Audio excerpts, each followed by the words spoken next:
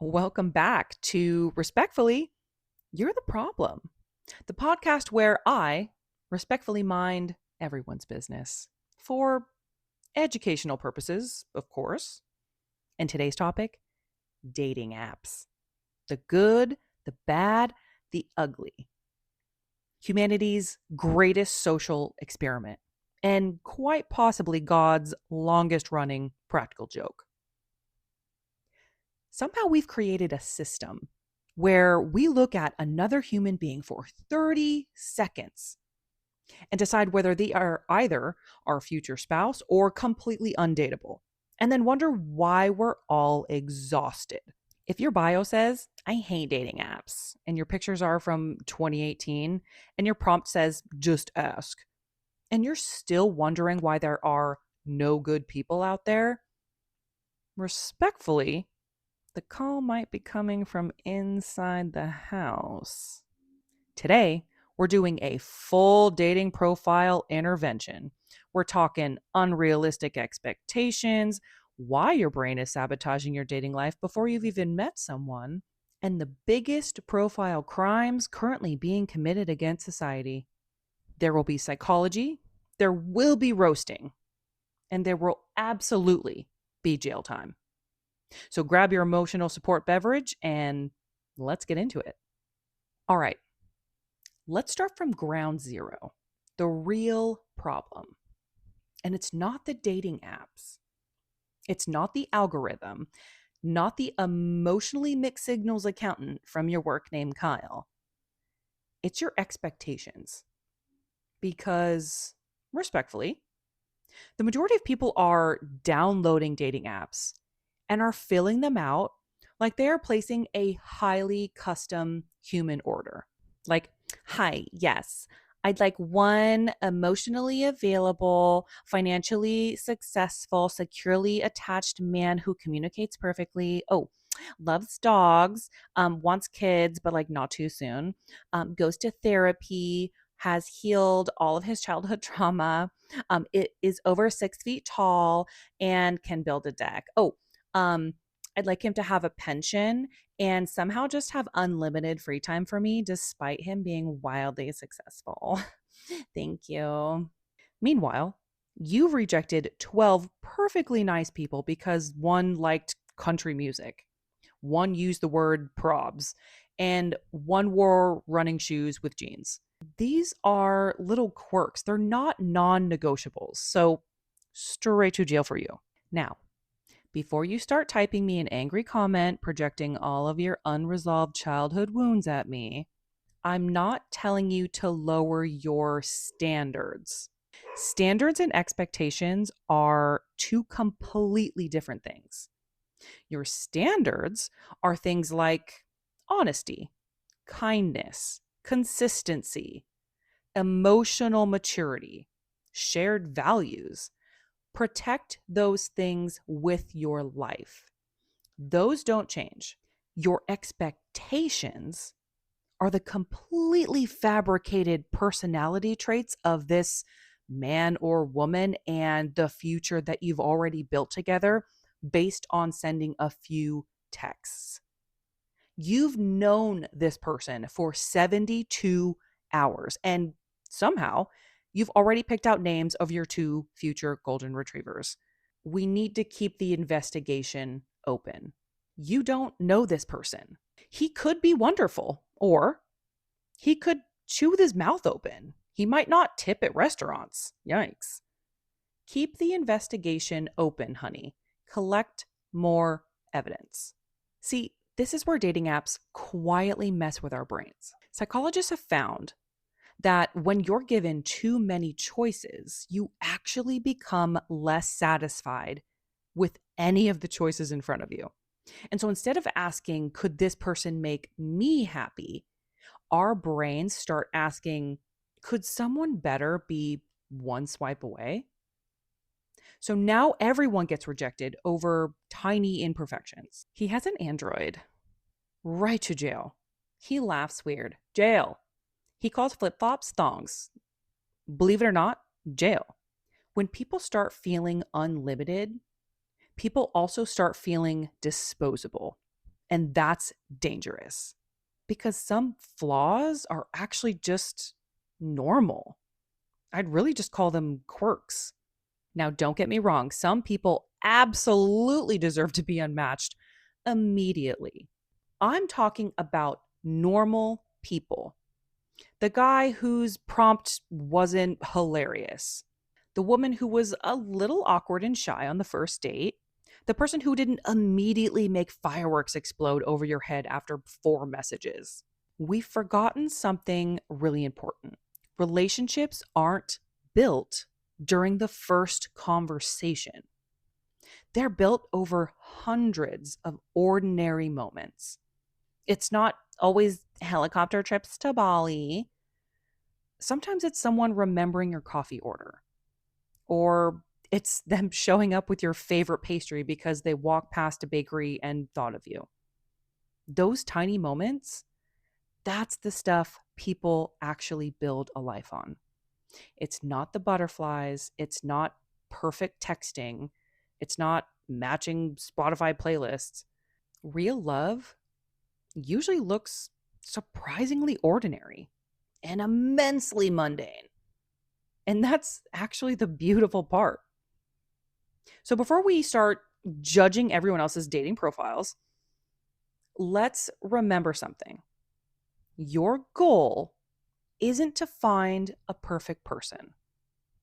Your goal is to find someone whose imperfections make sense to you because you're imperfect too. So the investigation remains open. Now, can we talk about how absolutely unhinged our brains become the second someone is mildly attractive? So picture this, you match with someone, and within about 37 seconds, your brain has already written your love story that you're going to tell to your grandchildren someday.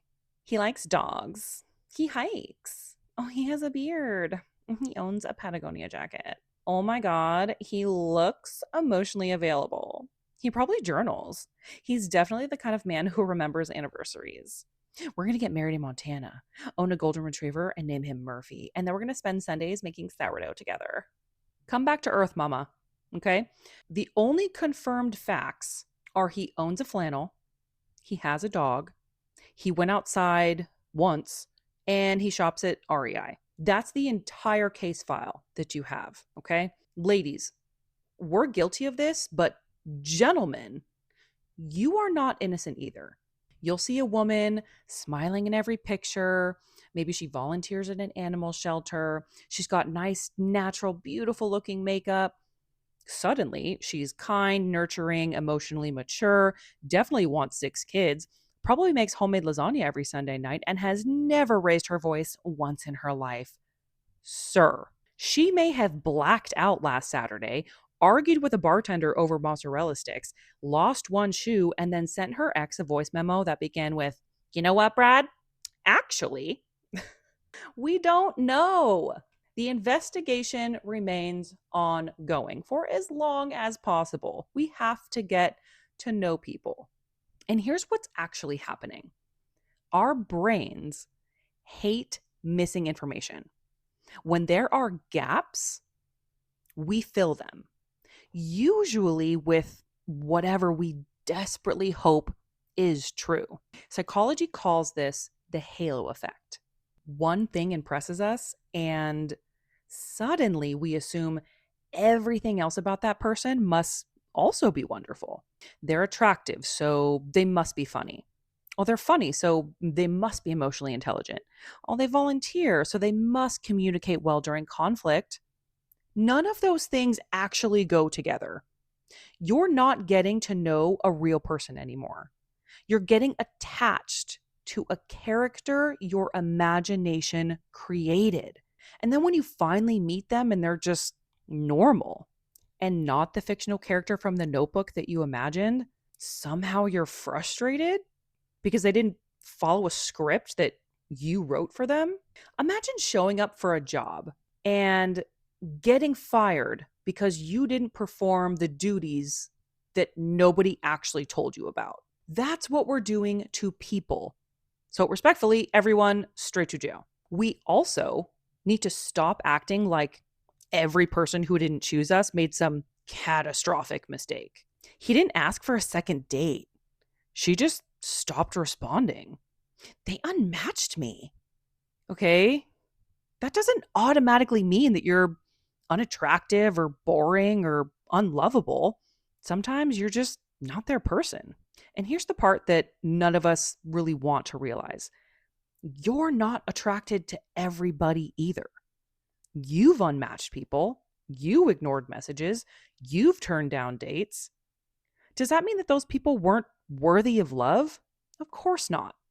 It means that they weren't your match. Compatibility isn't a reward for being a good person. It's chemistry, timing, values, lifestyle, humor, goals. And sometimes nobody's wrong. You're just different. We've become so obsessed with being chosen that we've forgotten we're supposed to be choosing too. You're not interviewing for the position of most universally desired human. And thank God, can you imagine all the people wanting to date you and have all your time and attention? That sounds exhausting and irritating. The goal isn't to get everyone to like you. The goal is to find one person who looks at your weird and says, finally, someone who speaks my language. That's it. That's the assignment. So stop trying to force strangers into a role of your future spouse before they've even earned a speaking part. Let people surprise you. Let them disappoint you. Let them show you who they actually are. Because healthy relationships aren't built by finding someone who perfectly matches the fantasy in your head. They're built by falling in love with someone you actually would have never imagined. And that's usually a much better love story. Now, speaking of first impressions, can we discuss the absolute criminal offenses some of you have been posting on these dating profiles? Because respectfully, some of these profiles need to be locked away permanently. Okay, so let's switch gears here. We're going to do our profile audits. All right. So I've roasted your expectations. I've roasted your imagination. Now it's time to roast your dating profile. Because some of these profiles look less like you're trying to find love and more like a list of terrorist demands. But let me be clear. This isn't a men's audit. This isn't a woman's audit. This is an everybody problem. We are all guilty of something. So let's begin. Crime number one. Your pictures are historical documents. I don't care how attractive you were in 2017. Congratulations. You had a phenomenal year being so fit and so tan. But if your profile picture was taken before the market crash of 2008, it's time to let her rest. If your hair changed, update it. If your beard changed, update it. If you lost weight, update it. If you've gained weight, update it. If your face has changed, guess what? Update it. This has absolutely nothing to do with looking older. Getting older is a privilege, and personally, I am loving the shit out of my 30s. But lying about it?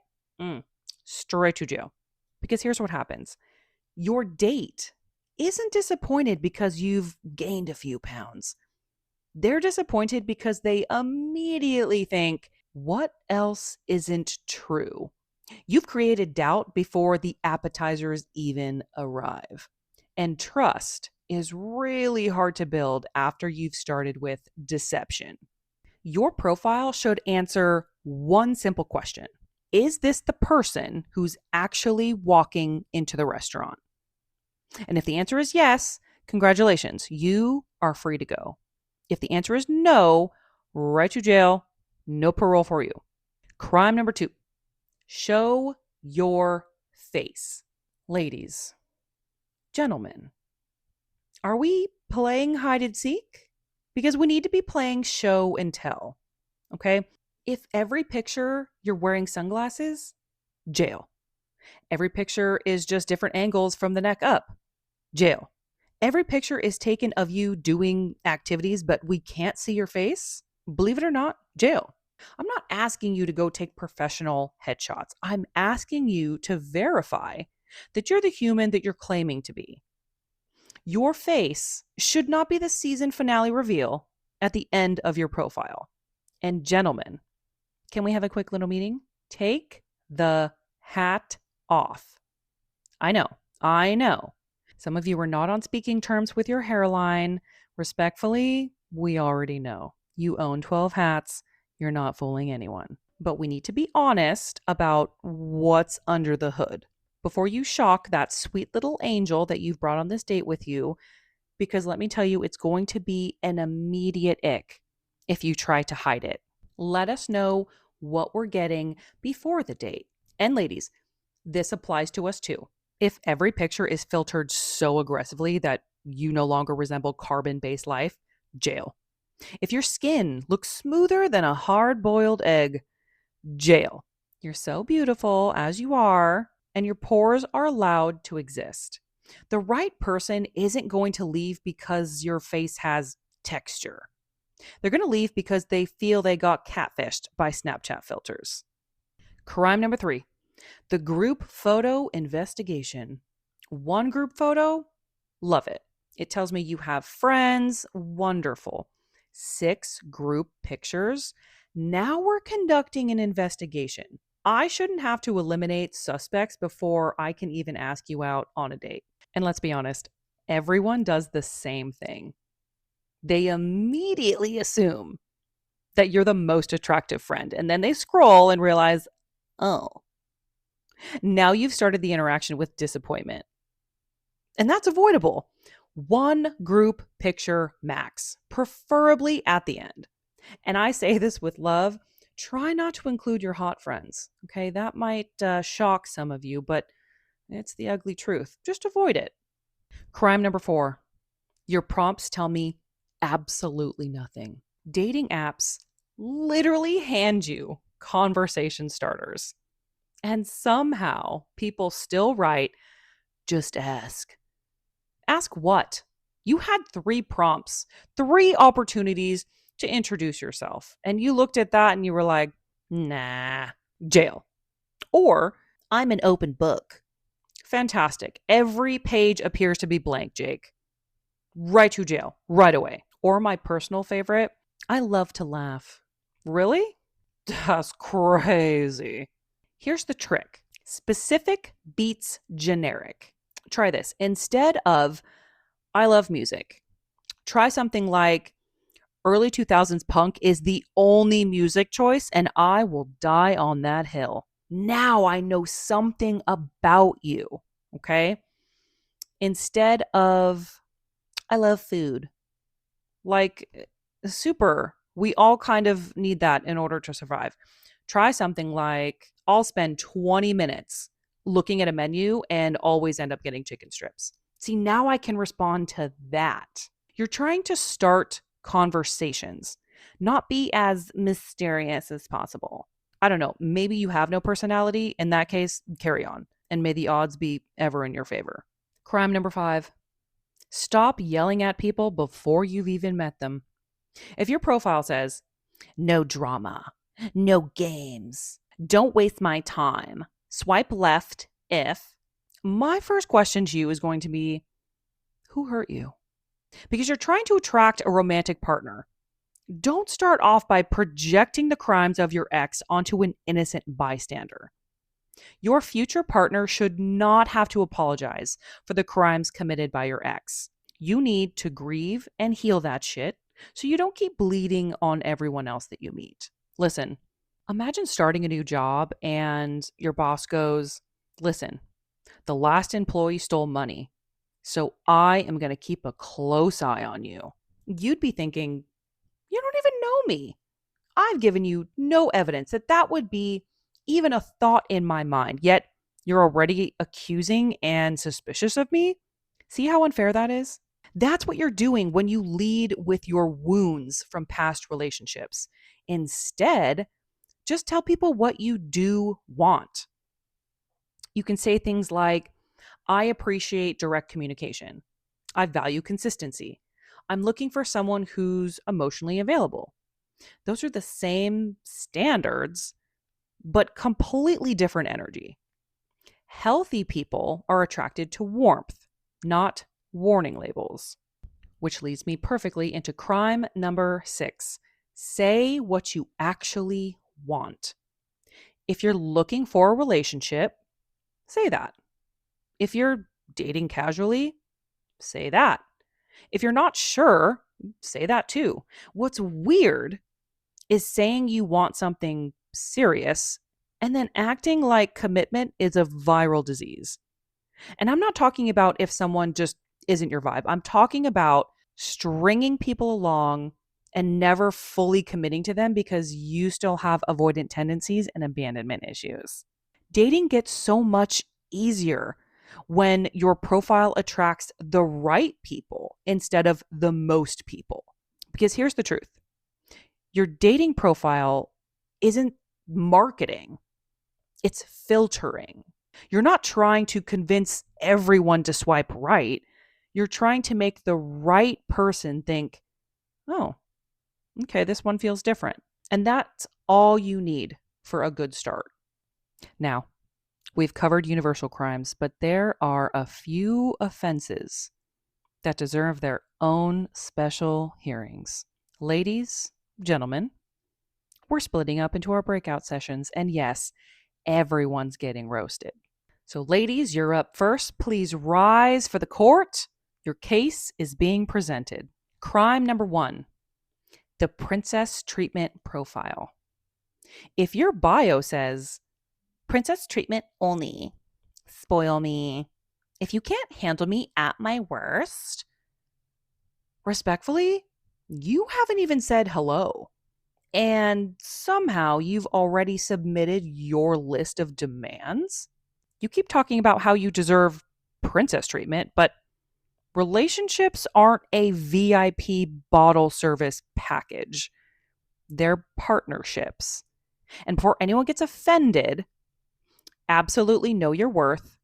You need to expect respect, expect consistency, expect effort. But if your profile only talks about what someone needs to do for you and never what you're bringing to the table, right to jail, right away. Crime number 2, the witness protection program. Ladies, can we please stop pretending that your left cheek is your entire personality? We all have a good side, don't get me wrong, but every picture, same angle, same filter, same pout, neck up, neck up, neck up. And I get it, I've been there. We all want to look our best. And I'm not asking you for swimsuit photos. I'm asking for the evidence that the rest of you exists. If every photo is so heavily filtered that your nose has disappeared, nobody wants to date Voldemort. Right to jail. If your skin is as smooth as a boiled egg, jail. If every picture looks like it was taken at some event where you're just glammed out, believe it or not, also jail. And by all means, post the glam pics, but also show the real you on a normal day. Confidence isn't hiding yourself under all your glam and makeup. Confidence is saying, this is me. Take it or leave it. Crime number 3. This one's going to sting a little. You are not the grand prize. If your bio reads something like, must make 6 figures, must provide for me and my kids, pay the bills, real men pay, I want to be a stay-at-home wife, respectfully, what exactly are you offering in return? Because right now, this feels less like your dating profile and more like a job posting with absolutely no benefits. Some of y'all act like you are the grand prize when you haven't even told us why someone should pick you. A healthy relationship isn't what can I get from this person? It's what can we build together? You don't have to be rich, you don't have to be perfect, but you should bring more than a Venmo request and unresolved entitlement. And now, gentlemen, Please approach the bench. Crime number 1. We have absolutely no idea what you look like. Are you on a dating app or are you in witness protection? Every picture is hat, sunglasses, hat, fishing, hat, snowboarding, hat, standing 400 yards away on top of a mountain. Sir, I know you climbed Mount Machu Picchu. I still don't know what your face looks like. I'm thrilled that you have hobbies. I love that you're adventurous. But I'd also like confirmation that you actually have a complete face. And can we take a moment to address the hats? Again, we touched on this in the beginning. I know your hairline can be a soft spot. Okay. I get it. And that's okay. But we're adults. Okay. Take the hat off. Again, let us make an informed decision before we're 3 drinks and an appetizer deep into date night. Because if the first time she sees your receding hairline is when you say, so there's something I should probably tell you, brother, right to jail, right away. It's an immediate ick, and you've already triggered her trust issues. It's okay if you're balding or if you are bald, just be upfront about it and let us make an informed decision before we go on the date. Crime number 2, the height inflation. Gentlemen, you may not know this, but we women have all agreed to participate in one collective narrative. If your profile says that you are 5 foot 11 inches, our brain immediately goes, okay, so about 5'8". It's honestly become a conversion chart. If you say you're 6 foot, we'll believe you're 5'10", and we're bringing a measuring tape. And here's the crazy part. Women don't actually care as much as you think. They care that you lied. Because now she's wondering if you'll exaggerate 2 inches. What else are you rounding up? Your salary? Your downstairs mix-up? You're 5'8"? Just own it. Confidence is attractive. Dishonesty is not. And the measuring tape never lies. Crime number 3, the come over text. It's 2:17 on a Wednesday afternoon. You have sent exactly one message. Come over. Sir, come over where? To do what? Shouldn't you be at work? Are you even employed?